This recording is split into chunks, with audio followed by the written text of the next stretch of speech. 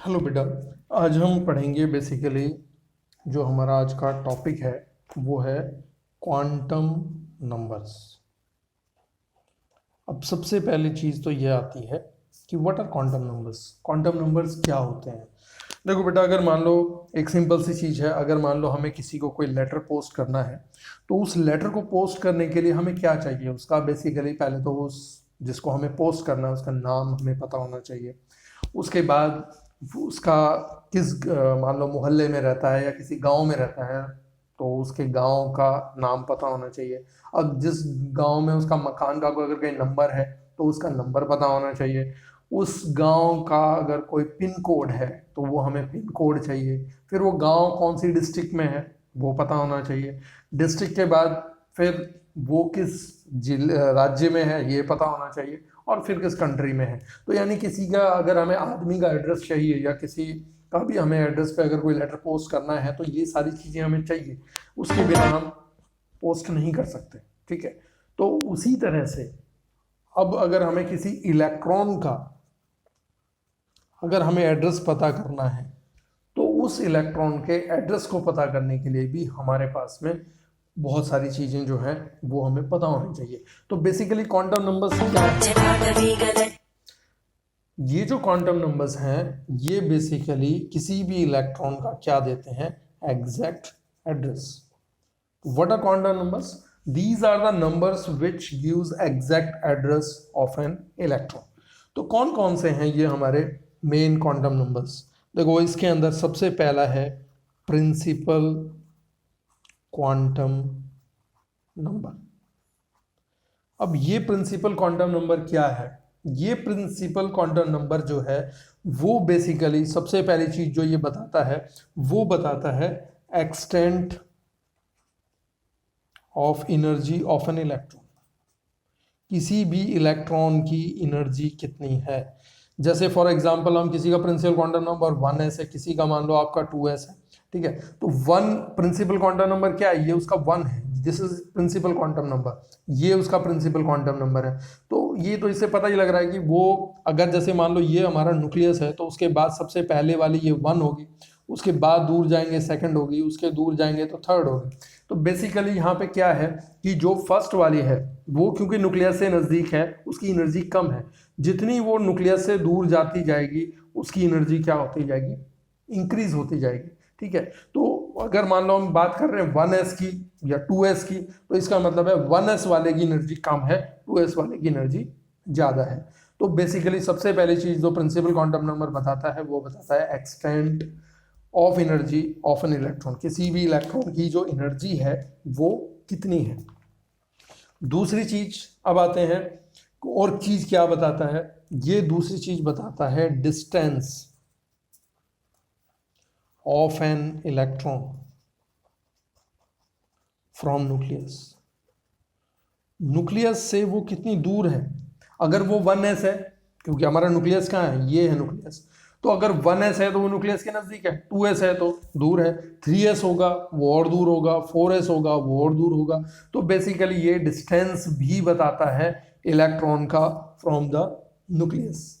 इनको जो हमारे प्रिंसिपल क्वांटम नंबर हैं इसको हम n से रिप्रेजेंट करते हैं, और बेसिकली इनको जो है डेजिनेटेड किया जाता है 1 2 3 4 को K L M and N से। ठीक है, तो ये बेसिकली हमारा एक हम जनरल आइडिया ले रहे हैं कि प्रिंसिपल क्वांटम नंबर क्या है। प्रिंसिपल क्वांटम नंबर बेसिकली किसी भी इलेक्ट्रॉन की एनर्जी बताता है और उसका डिस्टेंस बताता है फ्रॉम द न्यूक्लियस। दूसरा जो हमारा क्वांटम नंबर है that is azimuthal quantum number.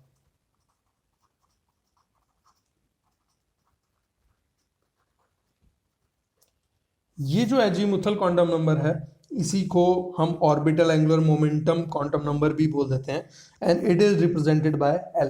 देखो, प्रिंसिपल क्वांटम नंबर को हम रिप्रेजेंट कर रहे हैं स्मॉल एन से, और जो हमारा एजीमुथल क्वांटम नंबर है उसको हम रिप्रेजेंट कर रहे हैं स्मॉल एल से। अब बेसिकली ये क्या बताता है? बेसिकली एजीमुथल क्वांटम नंबर बताता है angular momentum of an electron. किसी भी इलेक्ट्रॉन का एंगुलर मोमेंटम जो है वो बताने का काम करता है एजीमुथल क्वांटम नंबर। दूसरी चीज जो ये बताता है, it also gives shape of the orbital, कि ऑर्बिटल का शेप कैसा होगा। ठीक है, अब एजीमुथल क्वांटम नंबर की वैल्यूज क्या होंगी। जैसे प्रिंसिपल क्वांटम नंबर तो कोई भी हमारा एक होल नंबर हो सकता है, 1 2 3 4 5 6 7 कुछ भी हो सकता है।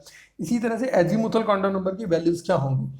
तो एजीमुथल क्वांटम नंबर की जो वैल्यूज हैं, it may be from 0 to less than n, यानी n से कम होगी। मान लो किसी के n की वैल्यू 1 है तो l की वैल्यू क्या होगी, उससे कम होगी। तो 1 से वैल्यू कम क्या हो सकती है, 0। इसी तरह से मान लो अगर n की वैल्यू 2 है तो l की वैल्यू क्या हो सकती है, 0 भी हो सकती है, 1 भी हो सकती है। इसी तरह से अगर मान लो n की वैल्यू 3 है तो l की वैल्यू क्या हो सकती है, l की वैल्यू 0 भी हो सकती है, 1 भी हो सकती है, 2 भी हो सकती है। ठीक है, अब इसके अंदर 0 क्या रिप्रेजेंट करता है, 0 रिप्रेजेंट करता है s ऑर्बिटल। 1 क्या रिप्रेजेंट करता है, 1 रिप्रेजेंट करता है p ऑर्बिटल। 2 क्या रिप्रेजेंट करता है, 2 हमारा रिप्रेजेंट करता है d ऑर्बिटल। इसी तरह से 3 क्या रिप्रेजेंट करता है, f ऑर्बिटल। ठीक है, तो सिंपल सी चीज ये है कि हमारे पास में जो हमारा एंगुलर मोमेंटम हम जो पढ़ रहे हैं उसके अंदर सबसे पहली चीज एजीमुथल क्वांटम नंबर के अंदर अगर वो 0 है दैट मीन्स s ऑर्बिटल, 1 है p ऑर्बिटल, 2 है तो d ऑर्बिटल और 3 है तो f ऑर्बिटल। ये इनकी वैल्यूज है l की वैल्यूज। ठीक है, n की वैल्यू 1 थी तो l की वैल्यू 0 थी, n की वैल्यू 2 है तो l की वैल्यू 0 1 कुछ भी हो सकती है, n की वैल्यू 3 है तो l की वैल्यू 0 1 और 2 हो सकती है। n के बराबर नहीं हो सकती l की वैल्यू, और उससे ज़्यादा तो होने का मतलब ही नहीं है। ठीक है, इसी तरह से अगर आपके n की वैल्यू 4 है तो l की वैल्यू 0 भी हो सकती है, 1 भी हो सकती है, 2 भी हो सकती है और 3 भी हो सकती है। तो ये हमारा एजीमुथल क्वांटम नंबर था, जिसमें बेसिकली क्या बताता है, एंगुलर मोमेंटम बताता है किसी इलेक्ट्रॉन का और शेप ऑफ ऑर्बिटल बताता है। अब एजीमुथल क्वांटम नंबर जो है, अगर मान लो हमें किसी का ऑर्बिटल एंगुलर मोमेंटम निकालना है किसी भी इलेक्ट्रॉन का, तो हम कैसे निकालेंगे। तो उसके लिए जो हमारा फॉर्मूला है that is l plus 1 h by 2 pi. ठीक है, ये l क्या है, एजीमुथल क्वांटम नंबर की वैल्यू, h क्या है, प्लैंक्स कांस्टेंट, और पाई पाई आपको पता है ये 22/7 या 3.14 होता है। ठीक है, तो ये हमारा इसका ऑर्बिटल एंगुलर मोमेंटम निकालने का फॉर्मूला है, जिससे हम किसी भी इलेक्ट्रॉन का ऑर्बिटल एंगुलर मोमेंटम निकाल सकते हैं। अब उसके बाद नेक्स्ट जो है, तीसरा जो हमारा क्वांटम नंबर है that is magnetic quantum number.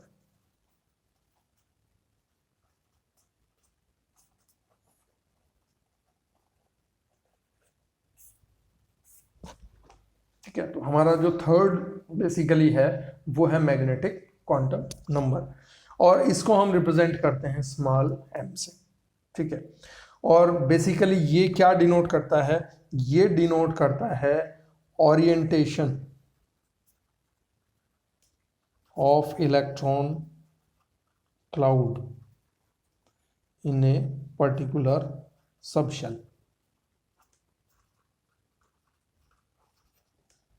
ठीक है, देखो जैसे हमारा जो प्रिंसिपल क्वांटम नंबर था वो क्या बताता था, main energy shell of the electron, उसका average distance of the electron. दो हमारा ऑर्बिटल एंगुलर मोमेंटम है, वो क्या बताता है, एंगुलर मोमेंटम बताता है इलेक्ट्रॉन का, उसका शेप बताता है ऑर्बिटल का। इसी तरह से जो मैग्नेटिक क्वांटम नंबर है ये ओरिएंटेशन बताता है इलेक्ट्रॉन का एक पर्टिकुलर सब शेल के अंदर। ठीक है, तो जो उसके डिफरेंट ऑर्बिटल ओरिएंटेशंस होते हैं उनको हम कहते हैं ऑर्बिटल्स, जो उसके डिफरेंट ओरिएंटेशंस हैं दैट आर कॉल्ड ऑर्बिटल्स। अब देखो अगर L की वैल्यू 0 है तो मैग्नेटिक क्वांटम नंबर की वैल्यूज क्या होंगी। सबसे पहली बात, m की वैल्यूज जो है ये -L से लेके +L तक हो सकती है।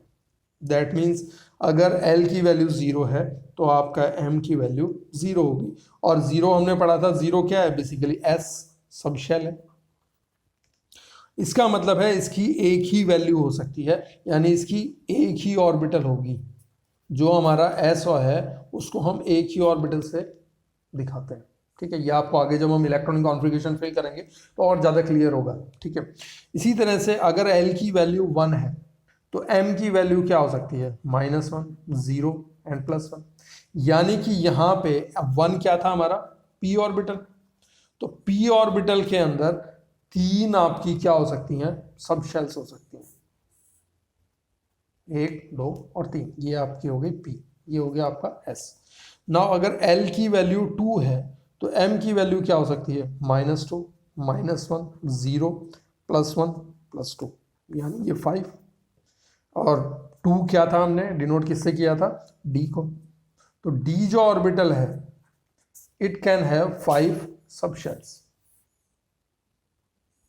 1, 2, 3, 4, 5। ठीक है, ये हमारी d ऑर्बिटल होगी।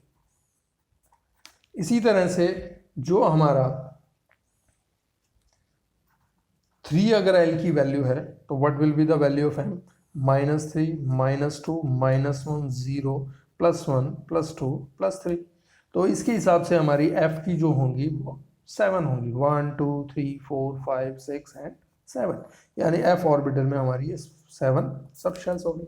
ठीक है, तो ये हमारा मैग्नेटिक क्वांटम नंबर हो गया जो डिफरेंट ओरिएंटेशन ऑफ इलेक्ट्रॉन्स बताता है एक पर्टिकुलर सब शेल्स के अंदर। ठीक है, उसके बाद जो हमारा चौथा है quantum number, that is spin quantum number.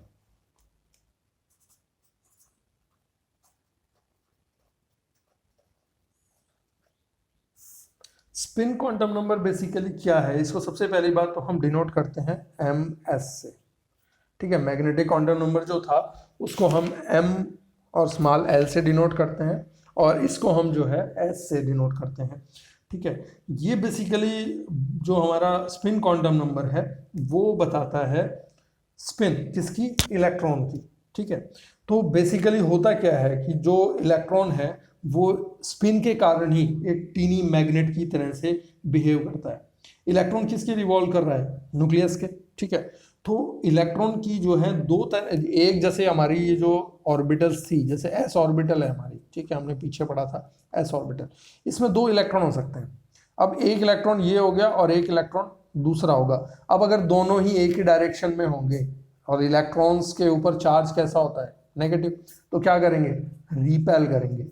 तो इसलिए क्या है, इनके अंदर जब हम ऑर्बिटल्स की फिलिंग करते हैं तो एक क्लॉकवाइज होता है और एक एंटी क्लॉकवाइज होता है। यानी जो इलेक्ट्रॉन्स जो हैं जो स्पिन कर रहे हैं न्यूक्लियस में के चारों ओर, तो वो एक क्या है क्लॉकवाइज कर रहा है और दूसरा क्या कर रहा है, एंटी क्लॉकवाइज कर रहा है।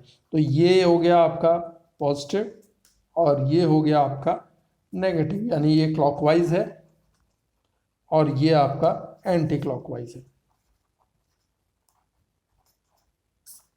ठीक है, तो इलेक्ट्रॉन की स्पिन जो है वो 2 ही डायरेक्शन में हो सकती है, या तो क्लॉकवाइज या एंटी क्लॉकवाइज।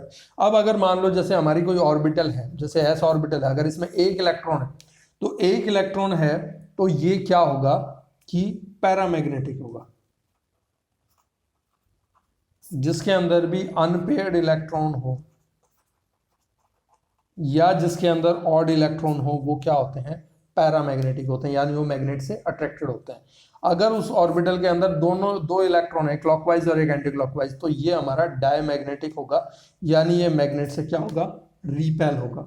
ठीक है, तो बेसिकली जो स्पिन क्वांटम नंबर है वो क्या बताता है, orientation off spin angular momentum बताता है, यानी स्पिन बताता है इलेक्ट्रॉन्स की कि वो क्लॉकवाइज डायरेक्शन में कर रहा है या एंटी क्लॉकवाइज डायरेक्शन में कर रहा है। तो बेसिकली हमने आज जो है 4 चीज़ें पढ़ी हैं। जो हमारे सबसे पहले हमने पढ़ा है कि क्वांटम नंबर्स क्या होता है। क्वांटम नंबर्स के अंदर हमने पढ़ा है कि वो बेसिकली का एग्जैक्ट एड्रेस देते हैं किसी भी इलेक्ट्रॉन का। उसके बाद हमने पढ़ा प्रिंसिपल क्वांटम नंबर जो मेन शेल बताता है किसी भी इलेक्ट्रॉन की, या एनर्जी बताता है किसी भी इलेक्ट्रॉन की, या उसका डिस्टेंस बताता है इलेक्ट्रॉन का न्यूक्लियस से। दूसरा हमने क्वांटम नंबर पढ़ा है एजीमुथल क्वांटम नंबर जो एंगुलर मोमेंटम बताता है किसी भी इलेक्ट्रॉन का और शेप बताता है ऑर्बिटल के। शेप के बारे में हम किसी और वीडियो में पढ़ेंगे। अभी हम सिर्फ जनरल चीज़ें पढ़ रहे हैं कि एजीमुथल क्वांटम नंबर है क्या और उसकी वैल्यू क्या हो सकती है। तो एल की जो वैल्यू है it can be less than n but it can not be more than n. ठीक है, उसके बराबर भी नहीं हो सकती है, उससे कम ही होगी। तो जैसे L की वैल्यू, अगर हमारे N की वैल्यू 1 है तो L की वैल्यू 0 है, N की वैल्यू 2 है तो L की वैल्यू 0 या 1 है, N की वैल्यू 3 है तो L की वैल्यू 0, 1 या 2 होगी। उसके बाद हमने पढ़ा magnetic quantum number. Magnetic quantum number जो है वो क्या बताता है, वो बताता है orientation of electron cloud in a particular subshell. किसी भी सब शेल में जो इलेक्ट्रॉन्स है उसका बेसिकली ओरिएंटेशन कैसा है। अब इसकी वैल्यू, m की वैल्यू -l से लेके +l तक हो सकती है, ठीक है। अब जैसे इसके अंदर हमारे l की, जैसे n की वैल्यू लेते हैं फॉर एग्जांपल, हम n की वैल्यू अगर 1 है तो l की वैल्यू उससे कम होगी यानी 0 हो सकती है। 0 है तो m की वैल्यू l के बराबर भी हो सकती है और माइनस में प्लस में हो सकती है, ठीक है। तो l की वैल्यू, अगर n की वैल्यू 1 है तो l की 0 होगी और m की भी क्या होगी 0, क्योंकि ये 0 का माइनस तो होता नहीं और 0 का प्लस भी नहीं होता। तो ये 0 क्या रिप्रेजेंट कर रहा था, s सब शेल, ठीक है। तो s में एक ही ऑर्बिटल होगी, ठीक है। जब अगर l की वैल्यू 1 है तो m की वैल्यू -1, 0, +1 हो सकती है, और ये 3 बनी तो 3 सब शेल हो गई हमारी किसकी, 1 वाले की, यानी p ऑर्बिटल की 3 होगी। इसी तरह से l की वैल्यू 2 है तो उसको d ऑर्बिटल बोल रहे थे हम, पीछे हमने पढ़ा था। तो d ऑर्बिटल के अंदर कितनी हो सकती है, -2, -1, 0, +1, +2 यानी 5, यानी उसके अंदर 5 सब शेल हो सकती हैं। इसी तरह से अगर l की वैल्यू 3 है तो m की वैल्यू कितनी हो सकती है, -3, -2, -1, 0, +1, +2, +3, यानी उसके अंदर 7 आपकी सब शेल हो सकती हैं, ठीक है। अब देखो एक चीज़ और मैं यहाँ पे आपको बता दूँ, s में आप मैक्सिमम इसमें कितने इलेक्ट्रॉन भर सकते हो, आप 2 भर सकते हो, एक क्लॉकवाइज और एक एंटी क्लॉकवाइज। इसी तरह से आप p में कितने इलेक्ट्रॉन भर सकते हो, 3 है, एक में 2 आ सकते हैं, तो टोटल p में कितने इलेक्ट्रॉन हो गए 6। d में हमारे कितने हैं 5, और एक में आप कितने भर सकते हो, जो एक सब शेल है उसमें 2 भर सकते हो, एक क्लॉकवाइज एक एंटी क्लॉकवाइज, तो d में टोटल। फिर आपकी जो f ऑर्बिटल है, f में आपके 7 है, तो 7 के अंदर अगर आप इसको देखोगे तो एक में आपके 2 इलेक्ट्रॉन हो गए, तो 7 में आपके कितने हो जाएंगे 40। तो इस तरह से आप इनके अंदर इलेक्ट्रॉन्स को भर सकते हो। और लास्ट में हमने पढ़ा है स्पिन क्वांटम नंबर। ये इलेक्ट्रॉन की स्पिन बताता है कि इलेक्ट्रॉन जो है वो क्लॉकवाइज डायरेक्शन में रिवॉल्व कर रहे हैं या एंटी क्लॉकवाइज डायरेक्शन में। अगर उसके अंदर अनपेयर्ड इलेक्ट्रॉन है और ऑड इलेक्ट्रॉन है तो पैरामैग्नेटिक होगा, और उसके अंदर अगर सारे इलेक्ट्रॉन्स पेयर्ड हैं तो वो डायमैग्नेटिक होगा। तो ये हमारे 4 क्वांटम नंबर्स थे जो हमें बताते थे exact address of an electron, ठीक है। होप आपको ये समझ में आया होगा। अगर आपको फिर भी कोई प्रॉब्लम है तो आप मुझसे पूछ सकते हैं। Thank you.